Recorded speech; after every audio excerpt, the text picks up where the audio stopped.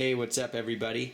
In this video I want to show you my filtration for my 24-gallon Nano Cube. And while I don't have a lot to show you, I have done some mods.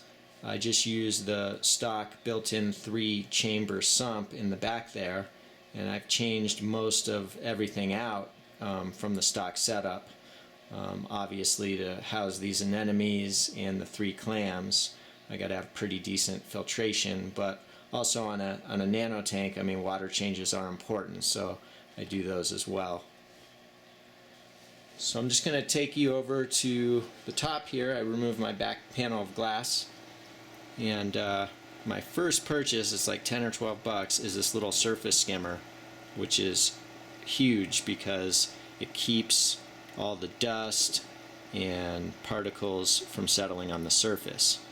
Keeps the surface of the water really nice and clear for a good oxygen exchange.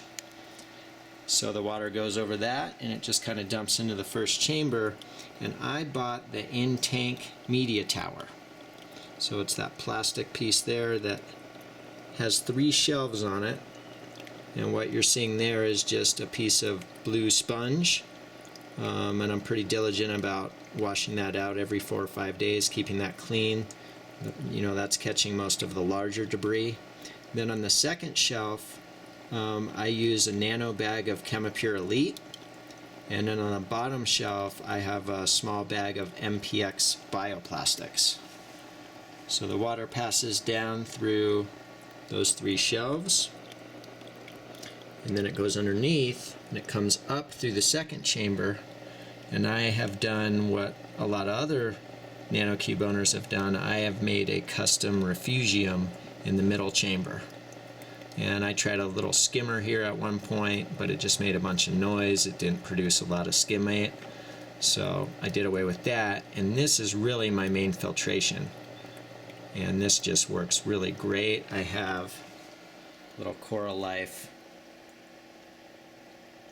light kind of mounted on the back here. I actually just super glued a big Velcro strip to the back of the tank and then cut out just out of this back paneling, I just cut out to the glass so the light just shines through the back there. And I have some Kato in there, and this usually fills up about every month. A lot of times I transfer Kato from my upstairs refugium into this just to give it a little biodiversity. There's also some Caulerpa in there, and in the bottom there's about 5 or 6 chunks of living rock rubble, just for added filtration. And about once a month I do a good 5-gallon water change, and I pull all those rocks out of there and rinse them off, and I keep this whole back area really clean.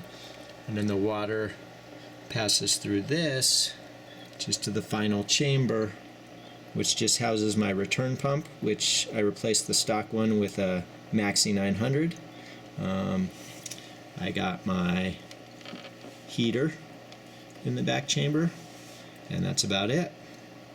So Maxi 900 heater, my thermometer is right there in the middle chamber.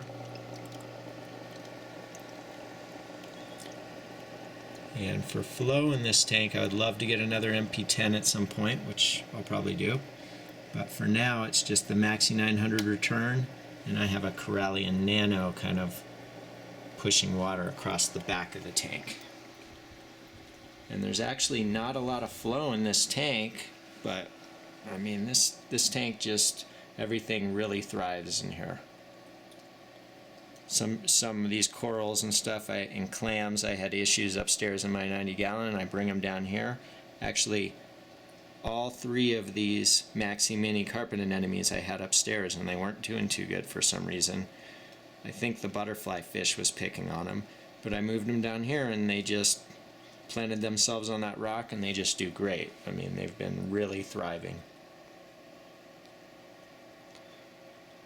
And obviously you notice there's no skimmer or chiller on this tank. I do have a chiller for it. I used the first summer when I had the metal halide light. I had the HQI hood on this to begin with, but it produced a lot of heat, so I had to have the chiller. When I replaced it with this LED fixture, no more heat. In the summer it can warm up a couple of degrees, and I just kind of will push the light back onto the back piece of glass and open up the front, and that's usually all I need to do, and it will go up to about 80-81 degrees, but usually never past that, so it's never really been an issue. So this is my 24-gallon Nano Cube with a skimmerless filtration. Thanks for watching this video. I hope you enjoyed it, and I'll talk to you soon.